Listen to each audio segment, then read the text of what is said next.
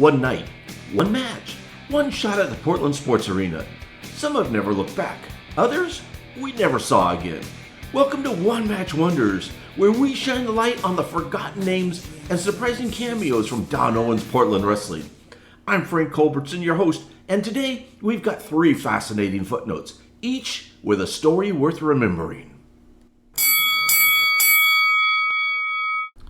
April 4th, 1978. A wrestler enters the Portland Sports Arena and loses to Jerry Oates. His name? Kim Novak. Now, if you're thinking of the famous actress from Vertigo, you're not alone. That's what makes this one so odd.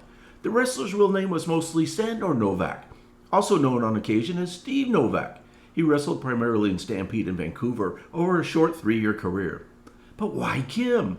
Maybe it was how he was announced. Maybe it was a promoter's rib, or maybe, just maybe, Don Owen, with his dry sense of humor, couldn't resist the headline, Kim Novak pinned in Portland. That would be classic Don. Now, Novak didn't leave a long trail. His career was short, his matches infrequent, and his Portland appearance just a blip. But that one night, under a name that likely raised more than a few eyebrows, he became part of wrestling's footnote file.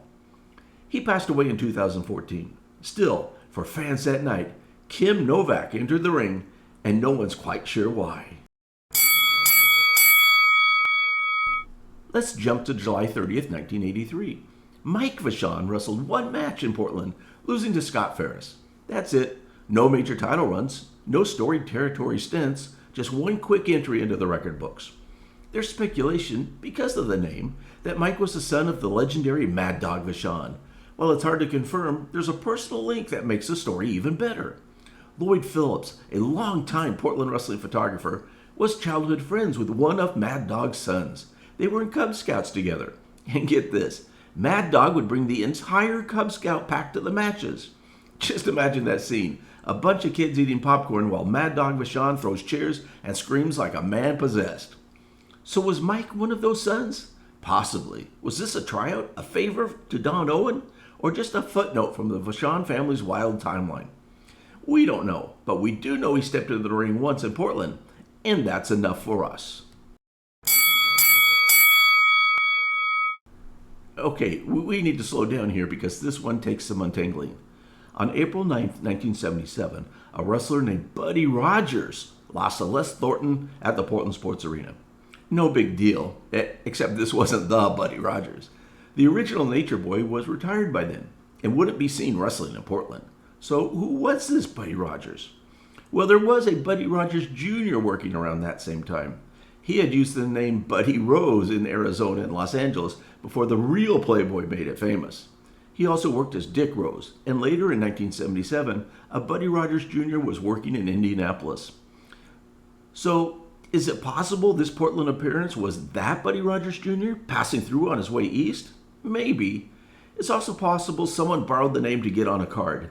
Definitely. Wrestling was full of Buddy Landells, Buddy Roses, and Buddy Rogers with no real connection to the Nature Boy. We may never know exactly who was under the name that night, but whoever he was, he took the loss and joined the roster of Portland's great unknowns. Well, Kim Novak wasn't the actress. Mike Vachon might have been Mad Dog's kid, and Buddy Rogers, well, he wasn't Buddy Rogers. Sometimes One Match Wonders is more about the mystery than the match. But that's part of the fun, isn't it? Hey, thanks for joining me. New episodes drop every Tuesday and Friday. Subscribe, share, like, and remember, even the names you think you know might not be who they seem. If you've enjoyed these stories from Portland Wrestling's Forgotten Names, there's one book you need to own. The Encyclopedia of Portland Wrestlers by wrestling historian Mike Rogers is the definitive guide to Don Owen's wrestling empire. Over 500 pages of names, match results, and history, covering every wrestler who ever stepped foot inside the Portland Sports Arena.